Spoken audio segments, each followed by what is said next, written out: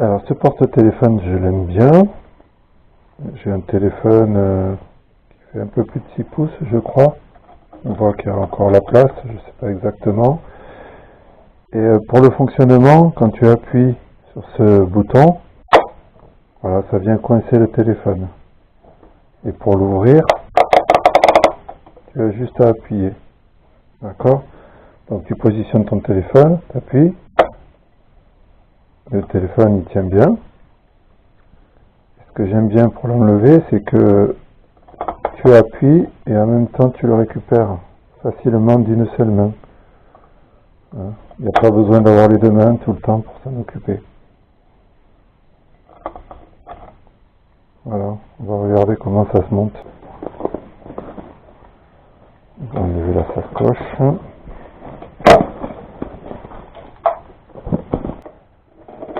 Pour enlever la selle, c'est la selle arrière qui bloque.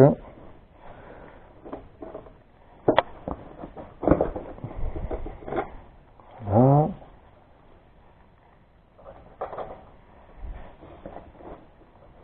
J'enlève la selle et la selle avant. Pour bosser, j'ai une caisse comme ça qui fait beaucoup de choses intéressantes. Et puis quelques gadgets comme ça peut servir. Donc pour accéder au système, on va démonter la vitre. Donc soit on démonte sur les côtés ici, et on a la partie noire qui vient avec la vitre. On peut peut-être essayer ça. Ici on a le desserrage qui permet d'ajuster.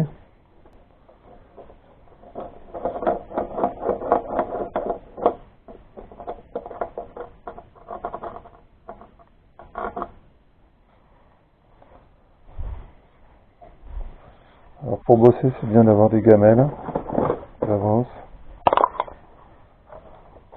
Et comme ça, tu peux ranger par famille.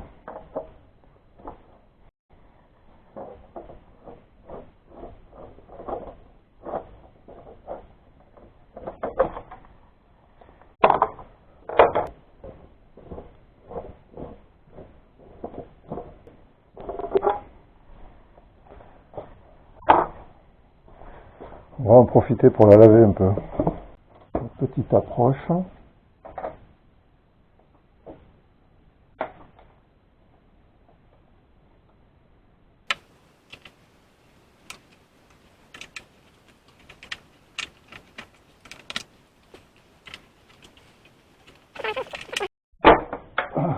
Oula, oula, oula, oula.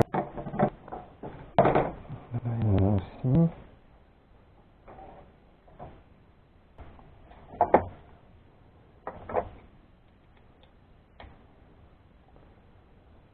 Chat.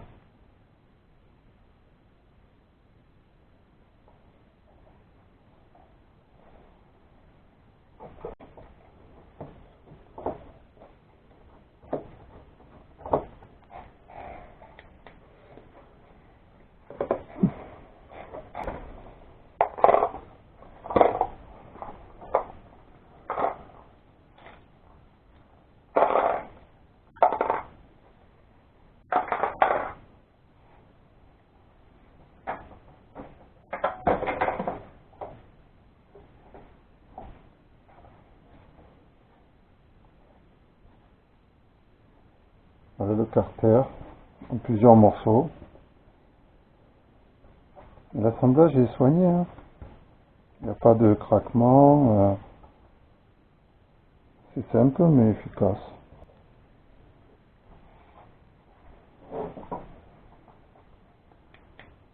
Ça nous libère un peu de place avec un...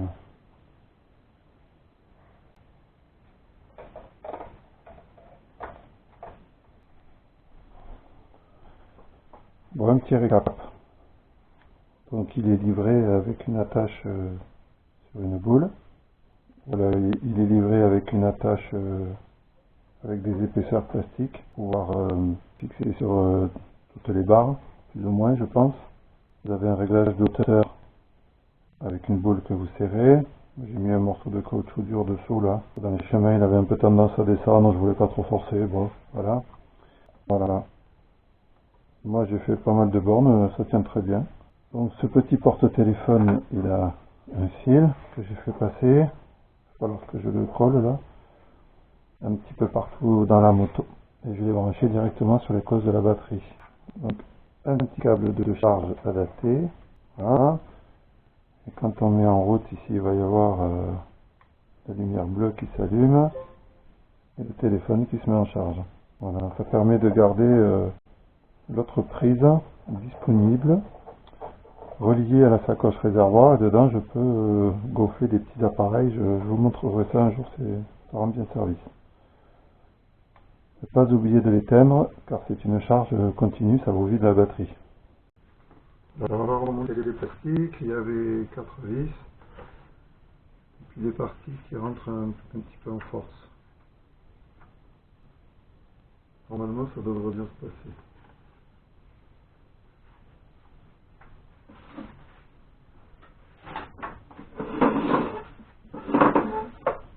Il y a aussi une vis dessous.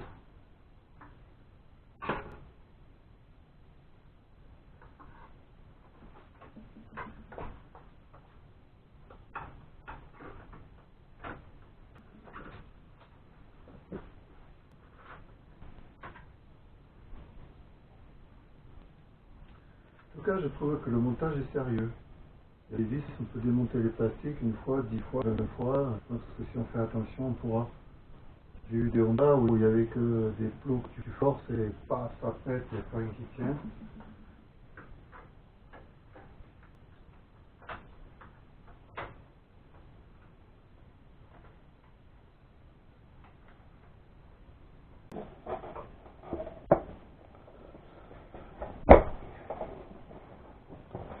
Voilà, ça tient très bien. Ah, l'assise, elle est sympa, hein.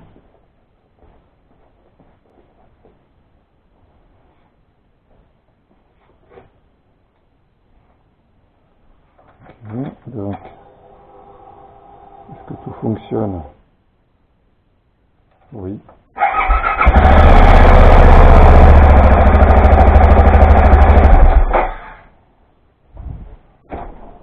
Moi, mes poumons, ils sont pas Euro 5.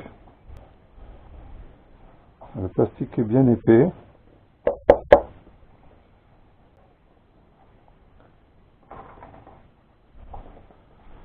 On va la mettre ici.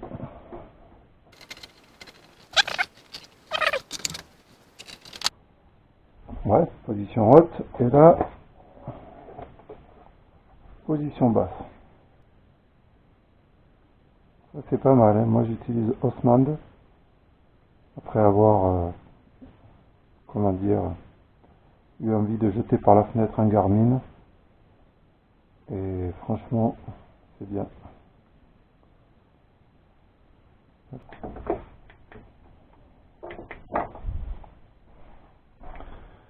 Un petit truc que j'ai repéré, je faisais tourner la potence pour voir si le fil de mon porte-téléphone n'y gênait pas. Et en fait, on voit que le câble d'embrayage qui est ici, là, quand on tourne la poignée, il remonte, voilà, et il va frotter là, il va frotter sur l'angle. En passant la main là derrière le câble, je me suis aperçu, je sais pas si on voit, je me suis aperçu que en fait la gaine était pas mal entamée. Donc même si l'intérieur de la gaine est en acier, c'est quand même pas génial. En attendant la prochaine révision, j'ai mis un bout de caoutchouc avec des petits colliers plastiques. Voilà. Et quand on revient, il frotte aussi ici en haut. Bon, c'est pas méchant, mais à surveiller. Parce que si ça s'use trop, ça peut quand même amener le câble à une rupture à force, hein.